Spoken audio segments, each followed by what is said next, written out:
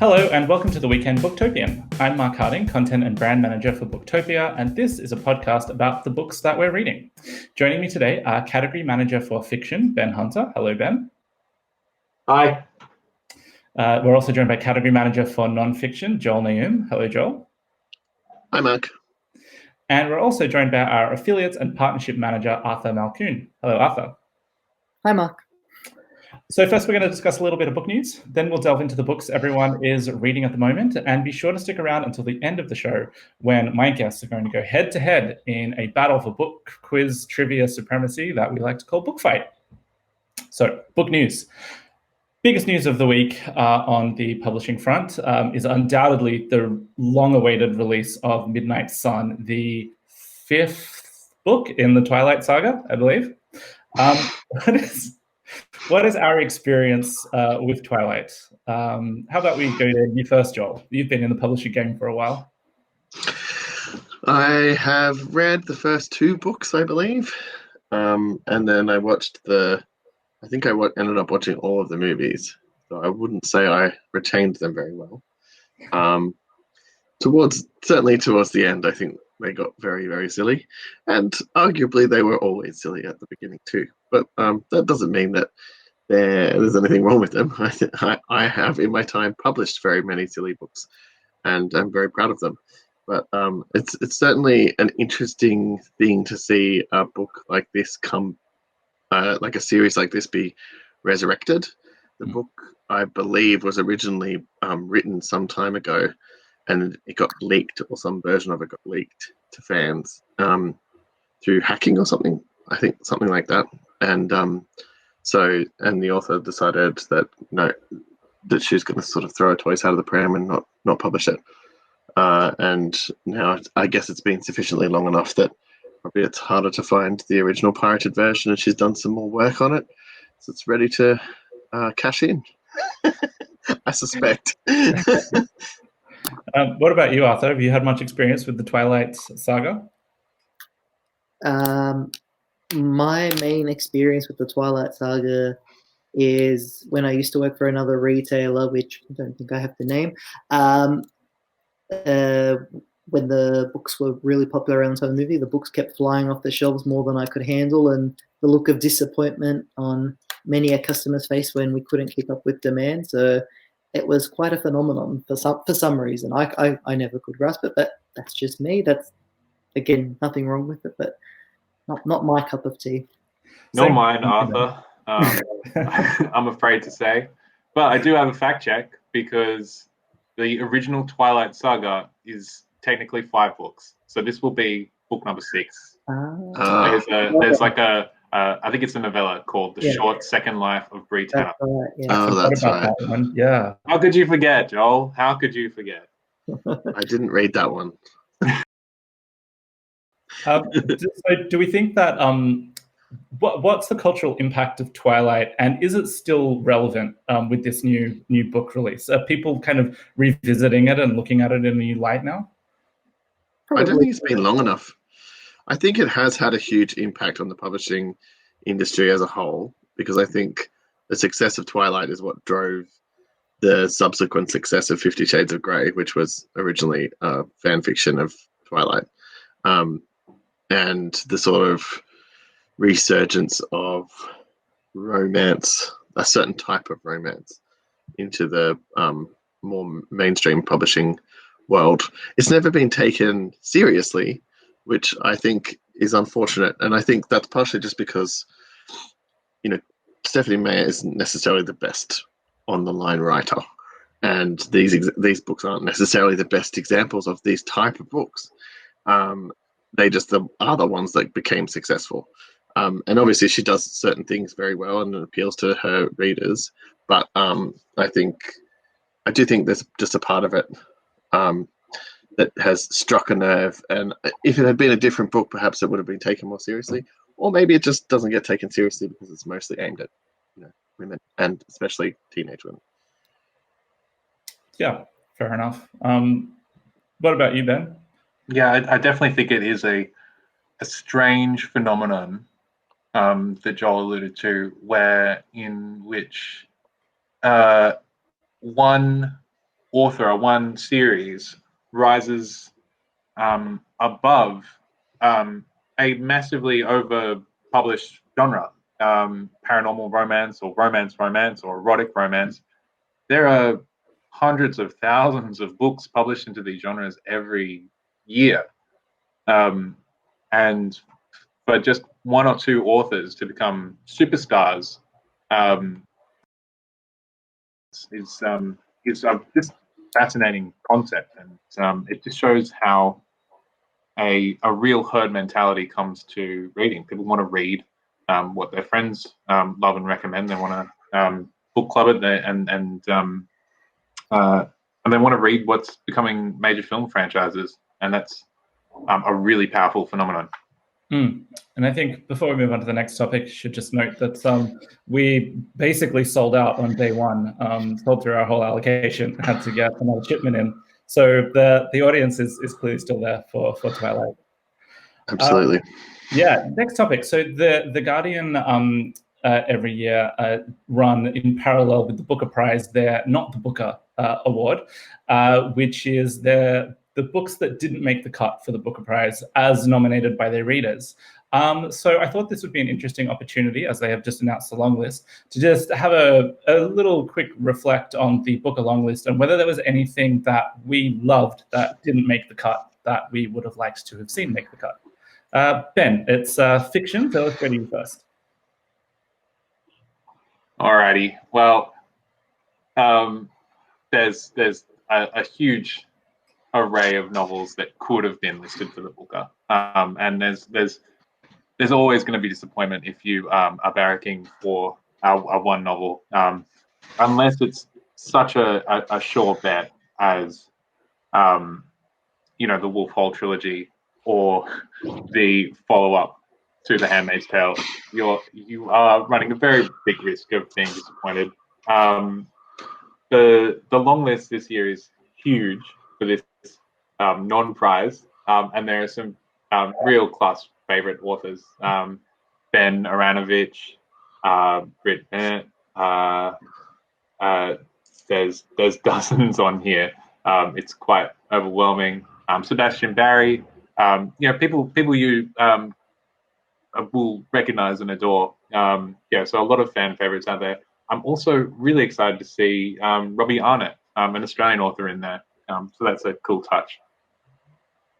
What about you, Joel? Was there anything that you read this year that you would have liked to have seen make it onto the Booker long list? Not especially. I don't now that I'm looking after nonfiction. I don't pay as much attention to the Booker as I used to, and my own personal reading tastes trend towards genre fiction a bit more anyway. So I don't keep like a very comprehensive sense of what books should or shouldn't be in the Booker. So I wouldn't want to comment specifically on that. But I do think it's interesting looking at the not the Booker list, how many other types of authors make it onto this list. And the Booker traditionally, and I don't really have a problem with this, but it's obviously a very specific type of book that makes it onto the Booker list. You get a lot more genre fiction, I guess, that makes it onto the not the Booker list that you wouldn't ever imagine would appear. And some of these books I haven't read, but like looking at Piranesi, for example, that is the long anticipated next book by Susanna Clarke that we didn't think we were going to get, which I'm very excited to read but haven't read yet. So I don't know if it's good enough to be on the Booker list, but my sense is that it wouldn't ever end up on the Booker list. Something that came from a spec fic author would never. You get the crossover. I think Margaret Atwood is the closest you get to a sort of crossover author who does write some speculative fiction, but she won, so you can't deny that happened. But it would be nice to see some other stuff occasionally get into the Booker long list. Yeah, it's a little bit more genre friendly, I guess. What about you, Arthur? Like Joel, I read a lot of nonfiction and not a lot of current for that matter. So I can't really comment too much on this. But that being said, I was anticipating The Mirror and The Light to have made the list just by reputation alone, and which is pretty amazing, I think, because Hilary Mantel, this is the third book in the series, and all three books have been nominated at this stage, and the last two won, if I'm not mistaken. So that's got to be some kind of record for an author, right? Happy to be fact checked. Well, yeah, I think she's the only author to have won two Booker Awards for the same series, right? Yeah. I mean, the entire series was also nominated for the book. I'm not familiar with any other book series where more than two or even three have been nominated. I think, I mean, The Testaments were, and possibly The Handmaid's Tale. So that's a book series of two, but a series of three, that's pretty impressive. So, yeah. And that's my take on it. Thank you, Arthur. And before we move on, I just wanted to say that, as a fanboy, I think David Mitchell should have made it onto the long list. Avenue, because I adore him. And then just flicking through the Not the Booker long list, Silver by Chris Hammer, an Australian author, is also on there, which is great to see. So moving on to our final topic before we get into the books that we're reading. Writers and arts organizations are facing tough times due to the pandemic. Bookstores are having to shutter and lose business, and organizations are losing funding. How are artists and bookslingers faring at the moment, and how are we going to make it through? So let's go to you first.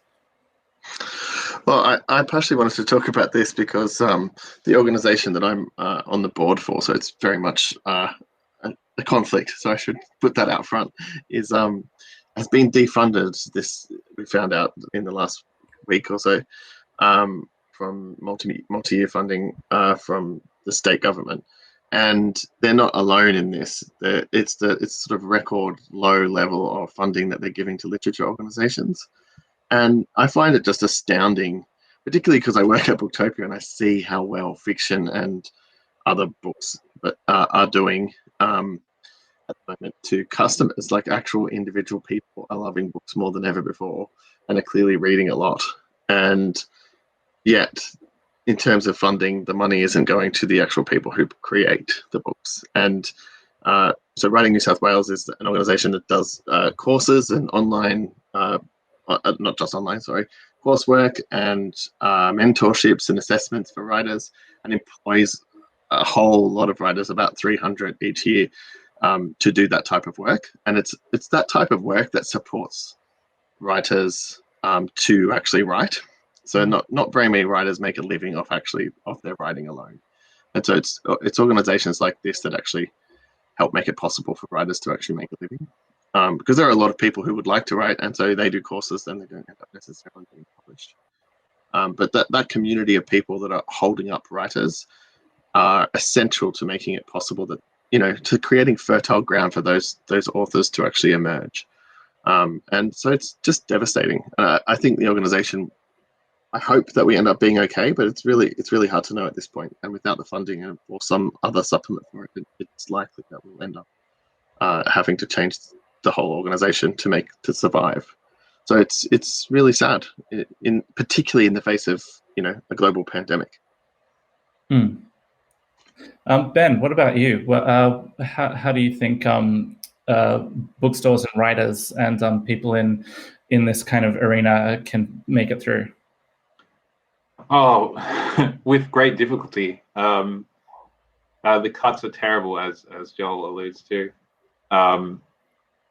To lose funding at this time is just a devastating blow, and it's sadly not surprising, given the way things have been going in that respect. Funding of arts organisations, but also the stage 4 lockdown, which has just come into effect in Melbourne, is really going to devastate the book trade. Melbourne is like the premier city of literature. As much as we love books in Sydney, they love books in Melbourne more. There are more booksellers in Melbourne, more independent booksellers, and there are more independent publishers in Melbourne. So all of these organisations are going to be shut down, working remotely, doing whatever they can. A lot of the independent booksellers are operating behind closed doors, trying to serve books to just their local community. Phone them up if you've got a local one. They can do things like home delivery, or you can pick it up from the door with a contactless delivery system, which is one small way you can help an independent bookseller survive a huge economic shutdown, which is going to destroy a lot of small and medium-sized businesses. Authors are in distress, publishers are in distress.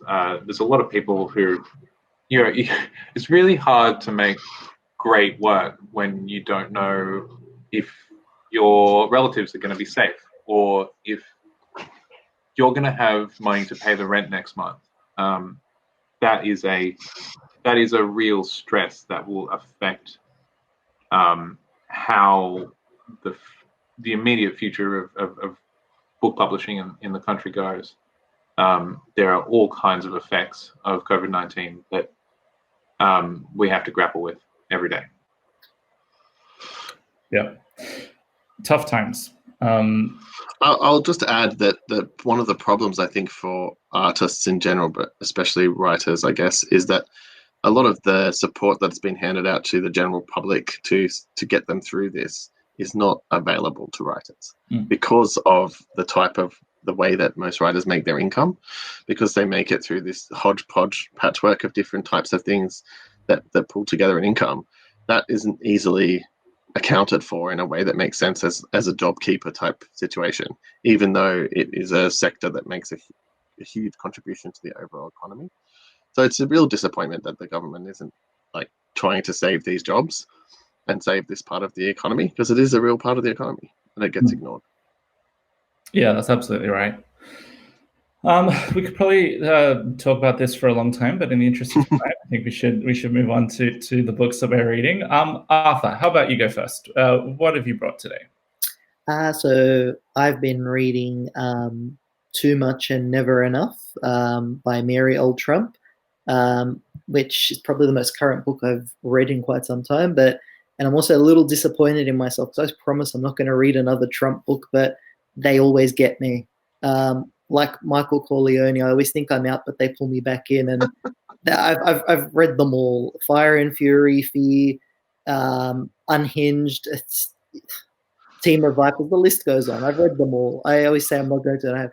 And naturally, I broke my promise once again. But what I found interesting about this book, and this one is quite different to the others in the sense that rather than focusing the majority of the narrative on Trump and his White House administration, this takes more of a look back at the making of Trump, so to speak, like even pre-Trump.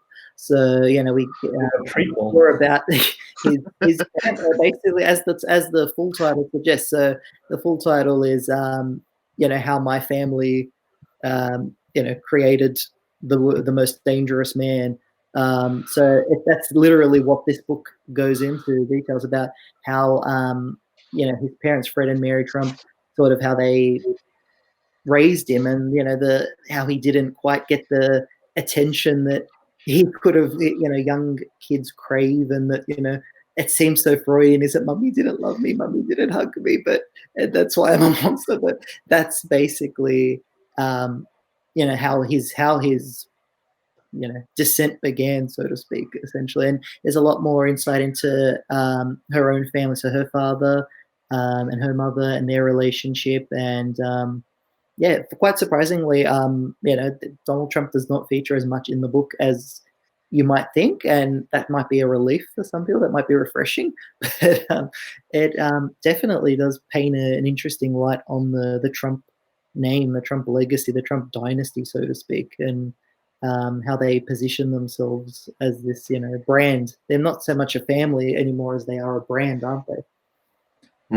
Have you read this one, Joel? Considering it's one of yours. I haven't. No, I'm fascinated to hear what it's about. I just haven't had the time, and there's a lot of media around about it at the moment. So I've managed to pick up the bits and pieces that enough that I have a sense of what it's about. But it sounds really interesting. And it's part of this new trend of Trump books starting to do well again, which I find quite interesting because there was a big period after the initial tranche of Trump books that all just completely dominated the publishing scene for the first year or so of his presidency. And then every Trump book since has sort of just flumped a bit. I think people were just exhausted with it. But I guess as we get closer to the election, there's a little bit more enthusiasm for this type of thing and this type of publishing, and it's all picked up again. I find it quite interesting. Makes it very hard to predict how books are going to sell, though. So I'm interested, but I'm also a little bit annoyed. Well, it's like, So, if the election outcome is what the punters say it will be at the end of the year, do you think the appetite for reading about Trump will dissipate, or will it keep going?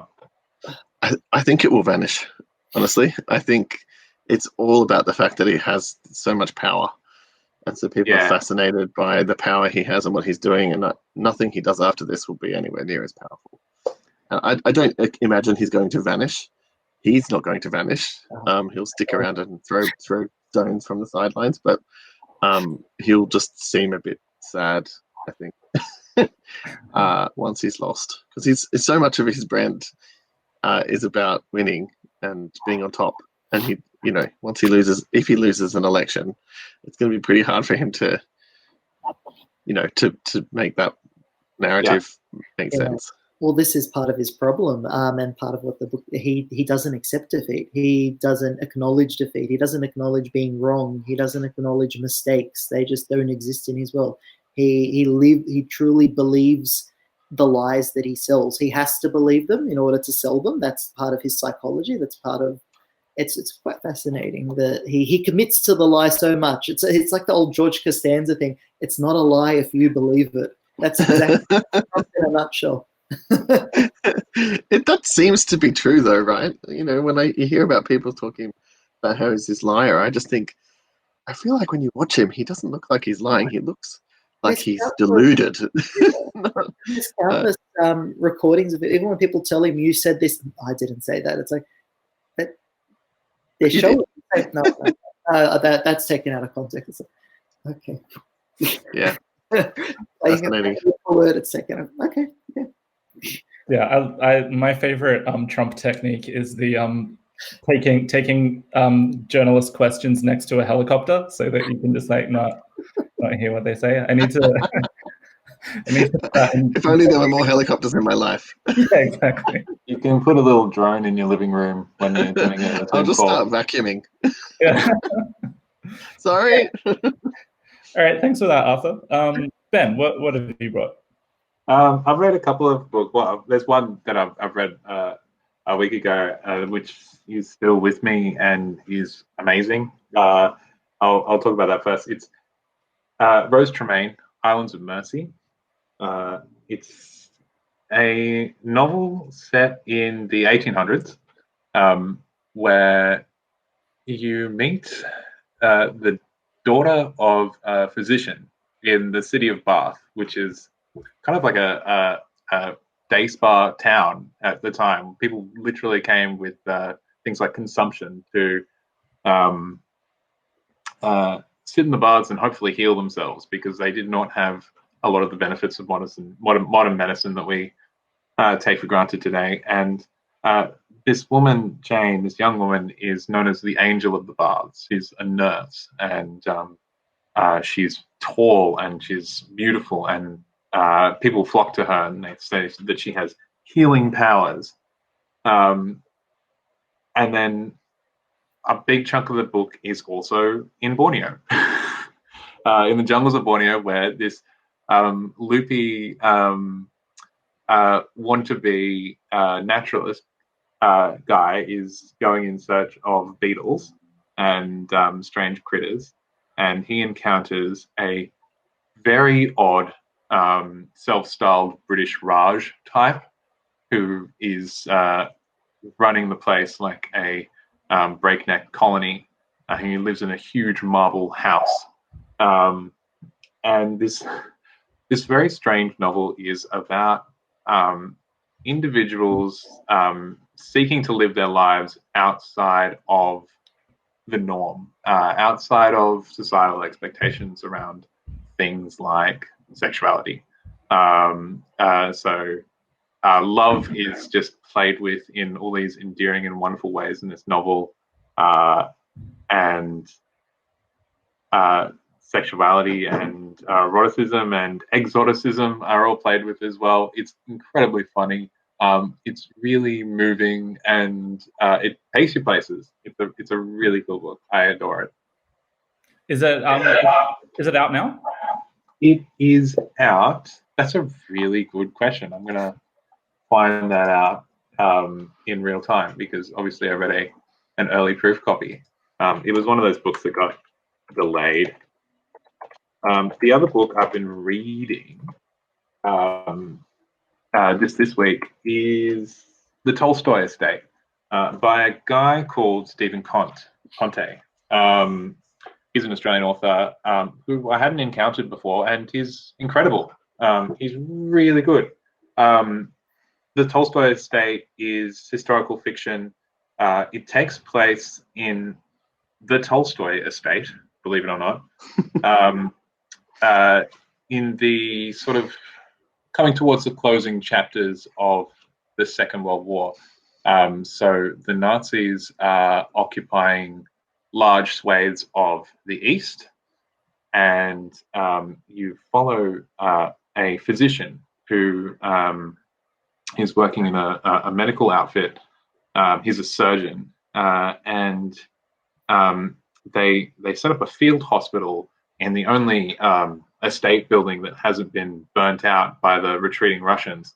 And of course, they haven't burnt it out because it's the birthplace and family home of Leo Tolstoy, and a dedicated group of locals are still maintaining the place as a museum, even when the fascist occupiers are there. And this man's loves Tolstoy, and he loves literature, and he wanted to be a writer. He had all those kinds of aspirations, and so this is really a special moment for him. And so you have all these. It's a novel of action. It's wartime. There's a lot of death and destruction going on, but it's also a novel of conversation. It's a novel about literature and ideas, and how we can live with ourselves, and how we value artists and the past, even when these huge identitarian and political conflicts are going on. Socialism and Bolshevikism are clashing head to head in the home of Tolstoy. It's just a totally fascinating concept, and it's written really well. I adore it. I'm really enjoying it. Excellent. Same question. Is it out yet? Okay. Islands of Mercy is out on the 15th of September. The Tolstoy Estate is also out in September. Awesome. All right. Some great books to look forward to in September. Thank you, Ben. Joel, what have you been reading? The mute is off. Technology. I have been reading the new book by Richard Feidler, The Golden Maze, which, as he calls it, is a biography of Prague. We are calling it a history because that's what it is. But a biography of Prague is quite evocative, and I think it's very accurate to the way that he tells the story, because I actually haven't read any of Richard Feidler's other sort of travel history books, but I gather it's done in quite a similar style to the others. So he weaves in his own personal story and his visits to the place that he's talking about with the history. And he's such a great storyteller and just talking head, basically. So his voice is so wonderful, and it's just such a beautiful read. Like I have a slight personal connection to Prague, which the book is about, because my partner's father is from Prague, originally from the Czech Republic, and now lives in Prague again, as moved back there as an adult. and I visited a few times, and I love the city. And it's just so interesting to get the history because you hear bits and pieces from family, but it's very different to actually sitting down and reading all about it. It's a fascinating place, a very weird central, because it's in Central Europe, and I think because it's a Slav language, a lot of people associate it with the Eastern Bloc, and because it was communist as well. But actually, it's very much a Central European country, and it's significantly closer to London than it is to Moscow. And so they get quite annoyed by being sort of associated with the Eastern Bloc, I think, and and they have this central position in European culture that is I think it's quite fascinating. The center of a lot of very famous literature has been set there or written by Czech people, probably most notably Kafka, I guess. And the city itself feels very magical and literary. So it seems like the perfect place to set this book. I'm really enjoying reading it. I am really, really intimidated by the idea of interviewing Richard for this book at some point in the next few weeks. One of the most certainly experienced interviewers on Australian radio. Well, I can't wait for conversations with Joel Naoum. Welcome to conversations. Yeah, it should be interesting. But yeah, it helps that I'm really loving it. So, and I just think, and we have a whole pile of signed copies of this book. So if you're listening to this podcast when it comes out, you should be able to get a signed copy. And I highly recommend getting it because it's just awesome. It comes out on the 20th of August. So I've got a slightly early copy that I actually have had for a while and decided to read only recently. But it's great. It's a great book. The other one that I haven't actually read yet, but I'm hoping to read this week, in the next week, is very different. It's a fiction title in my usual style of splitting one non-fiction and one fun, trashy fiction title. This one is called The Patient by Jasper DeWitt. It's quite short. I think it's only about 200-ish pages. But the premise is that is a sort of, I think it's told in blog posts, and it's from a psychiatrist who goes into this mental asylum who has to treat this patient who every other doctor who's ever treated this patient has committed suicide. And it's just a sort of exploration of what the hell is going on. And I've read a couple of pages. It's so gripping, that just the initial part, and it's got all these great reviews. And also, my partner published the book, so I feel like I should mention that. And also, it's a good reason to read it. Yeah, I have that. I have that to read as well. And I just noticed before, I have a nudge in my inbox from your partner saying, "All right, yeah." Well, yes, that is her job. But it is. I'm really excited to read it, actually, because I think it of the stuff she's published recently, I really like the set. Yeah, those are my two. Excellent. Very different. You can't get more different. All right. Well, thank you guys so much for your for the books that you brought today and for the discussion. We're now in the part of the show where we find out who's actually the best at books in Book Fight. Nick will put in a sports sound effect there. All right. So what I need you guys to do is you each need to give me a word that you're going to shout out to be your buzzer. Arthur, what's your buzzer going to be? I'm going to stick with my standard, which is buzz. My 3 fans have come to expect it. So, excellent. All right, Joel, what's yours? Oh, man. Book. Okay. And Ben? Mine will be my cat's name, which is Lola.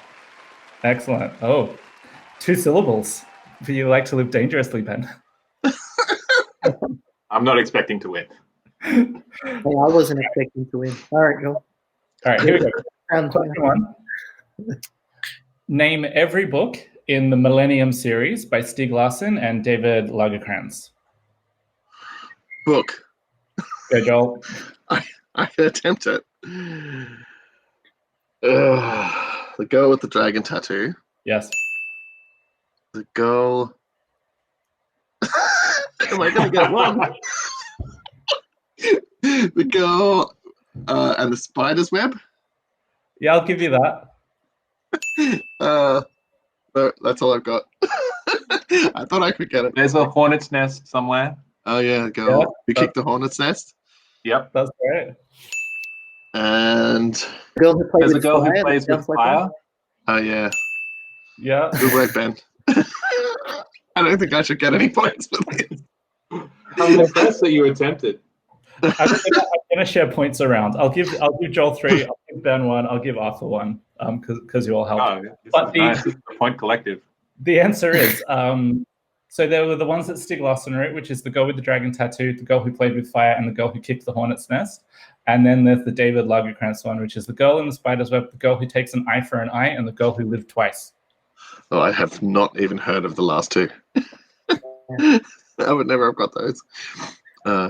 Okay, question 2. Which novel opens with the line, "It was a nice day, all the days had been nice. There had been rather more than 7 of them so far, and rain hadn't been invented yet"? Whoa. It's a very famous book by a very popular author. I'm pretty sure, I'm like 99% sure that Joel will have read this book and loved it. But I'll give you one more That's really putting pressure on me. It was recently. Oh, I know who it sounds like. Who does it? Who do you think? Where are you thinking, Joel? Sounds like Neil Gaiman or Terry Pratchett. Yeah, I was going to say it sounds like game. Yeah. Is Yeah. it Good Omens? It is Good Omens. Well done. And I was almost about to say the Bible, so there you go.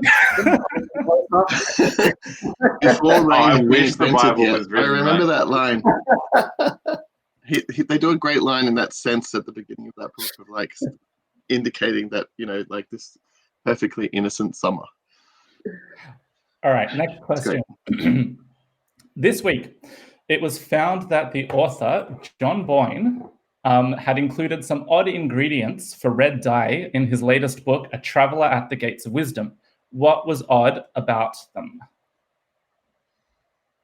Oof. Nobody saw this story? Nobody saw this story. We can guess.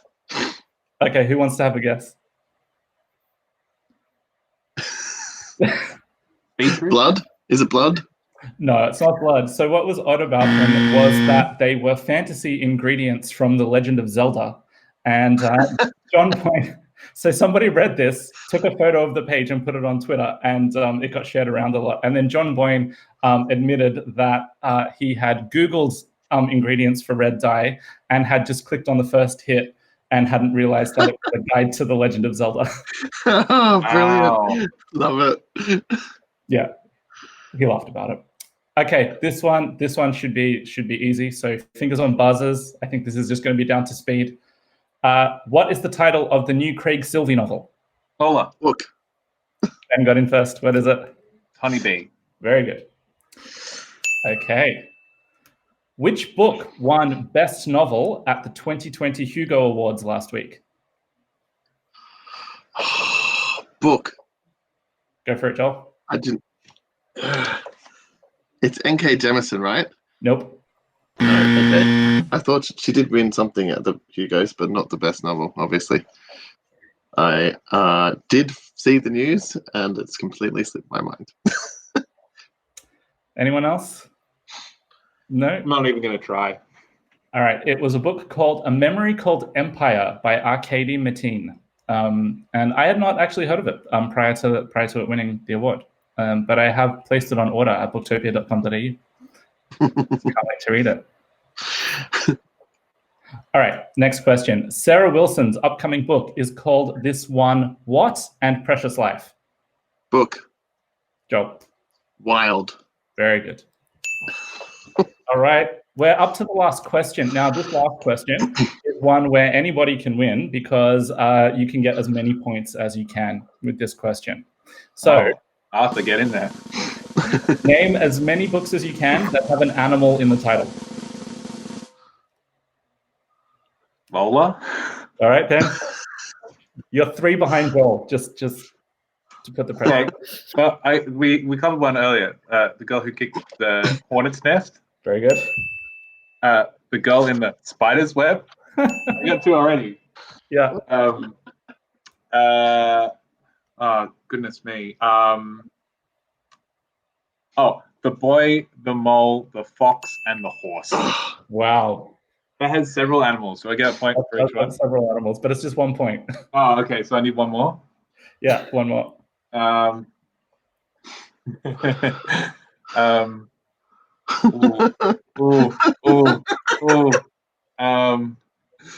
Frog Kisser, by that guy, the Australian guy, Garth Nix. Very good. All right. That gives you 6 points in total. Arthur with 1 point, which is, let's face it, Arthur, it was a pity point. And then Joel with 5 points, which means that Ben is our winner today. Most of my points are my pity points too, so. You did get the beginning. Excellent. Well, congratulations, Ben. And guys, thank you so much for playing, and thank you for joining me today. The Weekend Booktopian is produced by Nick Wasiliev, and you can find links to all of the books that we've discussed today in the episode description, or you can find them at booktopia.com.au. You can listen to all of our shows for free on SoundCloud and iTunes, including our recent interview with the Last Migration author, Charlotte McConaughey. We'll be back next week with another episode of The Weekend Booktopian. Until then, thanks for listening and never stop reading.